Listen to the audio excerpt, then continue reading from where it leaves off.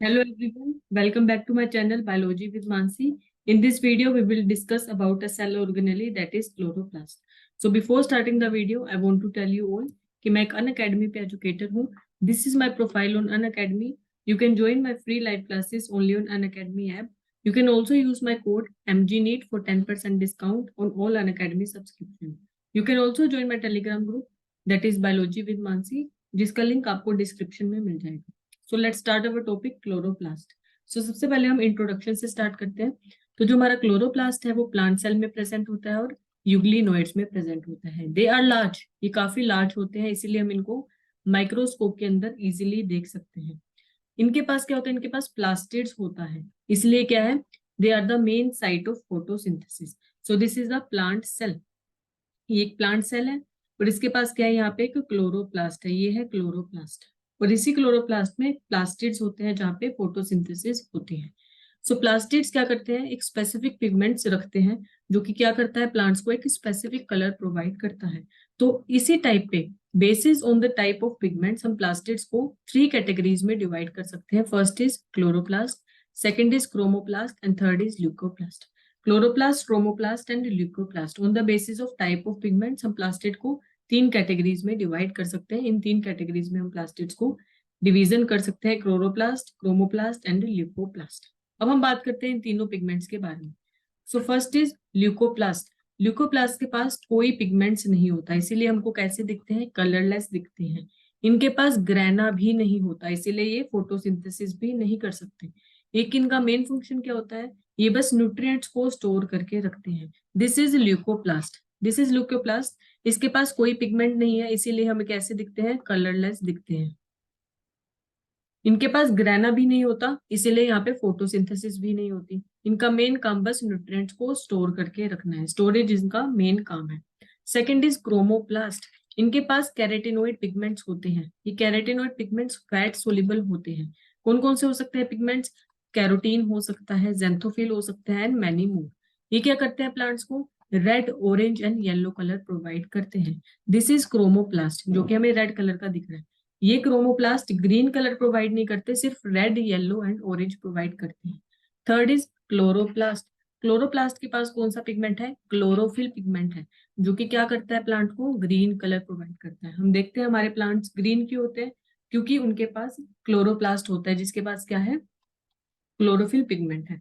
इनके पास बहुत ज्यादा अमाउंट में ग्रेना होते हैं, मतलब इनके पास फोटोसिंथेसिस ज्यादा अमाउंट में होगा, क्योंकि इनके पास अबंडेंट अमाउंट में ग्रेना होते हैं.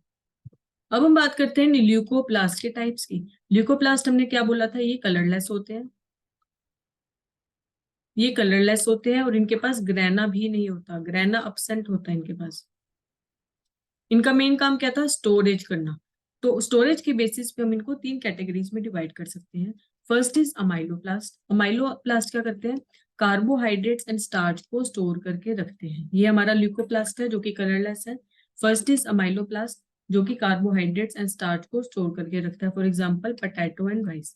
Second is elaioplast. इलियोप्लास्ट हमारा ऑयल्स, फैट्स एंड लिपिड्स को स्टोर करके रखता है, for example in castor oil and ground नट.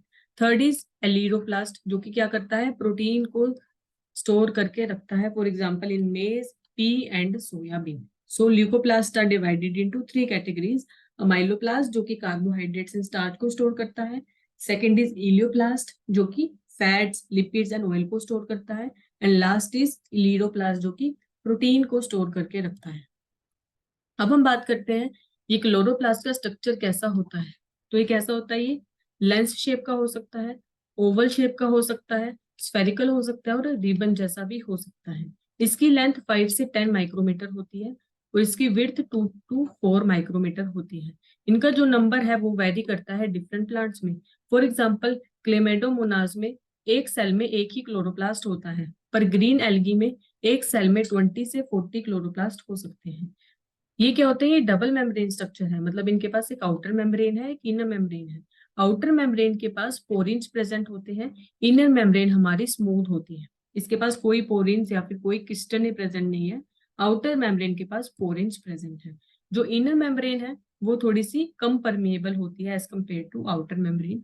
अब हम बात करते हैं स्ट्रोमा की. तो स्ट्रोमा क्या होता है, स्ट्रोमा को मैट्रिक्स बोलते हैं.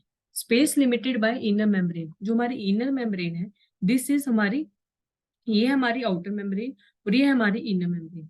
तो ये जो स्पेस है इसको हम बोलते हैं स्ट्रोमा, जो कि इनर मेम्ब्रेन के साथ जुड़ा हुआ है, इसे हम बोलते हैं stroma. Next is inter membranous space, the space between inner and outer membrane. ये है हमारी आउटर मेम्ब्रेन, ये है हमारी इनर मेम्ब्रेन।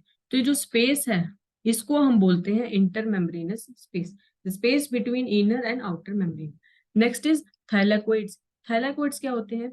ये एक ऑर्गेनाइज्ड फ्लैटेंड मेम्ब्रेनस सैक्स होते हैं जिसको हम थाइलाकोइड्स बोलते हैं, जो कि स्ट्रोमा में प्रेजेंट होते हैं।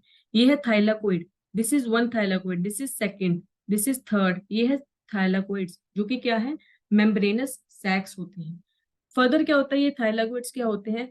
एक पाइल्स ऑफ कोइल्स, जैसे एक कोइंस का पाइल होता है वैसे ही स्टैक हो जाते हैं एक दूसरे के ऊपर। ये देखो एक दूसरे के ऊपर स्टैक हो गए, तो इन्होंने क्या मिलके बना लिया? एक ग्रेना बना लिया।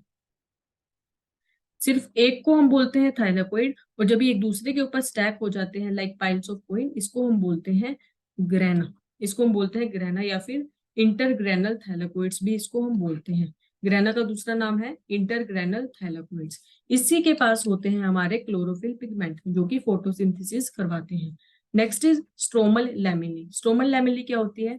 Flat membranous tubules connected thylakoids. ये थैलाकोइड्स एक दूसरे से कनेक्टेड है, ये थैलाकोइड इससे कनेक्टेड है, ये इससे कनेक्टेड है। तो किस चीज से कनेक्टेड है? ये स्ट्रोमल लैमिनी से एक दूसरे से कनेक्टेड है। इसी को हम बोलते हैं स्ट्रोमल लैमिनी, जो कि थाइलाकोइड्स को कनेक्ट करती है। नेक्स्ट हम बात करते हैं ल्यूमन की। तो ल्यूमन क्या है? जो थाइलाकोइड्स के अंदर स्पेस होता है उसको हम बोलते हैं ल्यूमन। ये हमारा एक थाइलाकोइड, इसके अंदर जो स्पेस होगा इसको हम बोलते हैं ल्यूमन, इसको हम बोलते हैं ल्यूमन। अब हम बात करते हैं कि स्ट्रोमा में क्या क्या होता है। ये जो स्ट्रोमा है इसके अंदर क्या क्या होता है? इसके अंदर डबल स्ट्रैंडेड डीएनए होता है, जो कि सर्कुलर है और स्मॉल है। इसके अंदर आरएनएज है। आरएनएज क्या होते हैं? जो कि आरएनए को डाइजेस्ट करने में हेल्प करते हैं। तो इसके अंदर डबल स्ट्रैंडेड डीएनए है, आरएनएज है। इसके अंदर 70S राइबोसोम है। क्लोरोप्लास्ट के पास अपना राइबोसोम है ताकि प्रोटीन की सिंथेसिस करवा पाए। राइबोसोम क्या करेंगे? बेसिकली प्रोटीन की सिंथेसिस करवाएंगे। नेक्स्ट इज इसके पास कुछ कुछ एंजाइम्स भी हैं जो कि क्या करते हैं? प्रोटीन और कार्बोहाइड्रेट की सिंथेसिस में हेल्प करते हैं। तो स्ट्रोमा के पास डबल स्ट्रैंडेड डीएनए है, आरएनएज है, राइबोसोम है और कुछ एंजाइम है। Chloroplast contain its own DNA. Chloroplast के पास अपना डीएनए है, अपना राइबोसोम है। कौन सा राइबोसोम? 70S ribosome. और डीएनए कौन सा है? सर्कुलर है और डबल स्ट्रैंडेड डीएनए है। तो क्लोरोप्लास्ट के पास अपना डीएनए है, अपना राइबोसोम है, ताकि वो प्रोटीन की सिंथेसिस कर पाए। इसीलिए हम क्लोरोप्लास्ट को क्या बोलते हैं? कि सेमी ऑटोनोमस ऑर्गेनेली बोलते हैं, क्योंकि इसके पास खुद का डीएनए है और खुद का राइबोसोम है, ताकि वो प्रोटीन की सिंथेसिस कर पाए। इसीलिए हम क्लोरोप्लास्ट को एक सेमी ऑटोनोमस ऑर्गेनेली बोलते हैं। So that's it. अगर आपको मेरी ये वीडियो अच्छी लगी हो, so don't forget to like, share and subscribe to my channel. Thank you very much.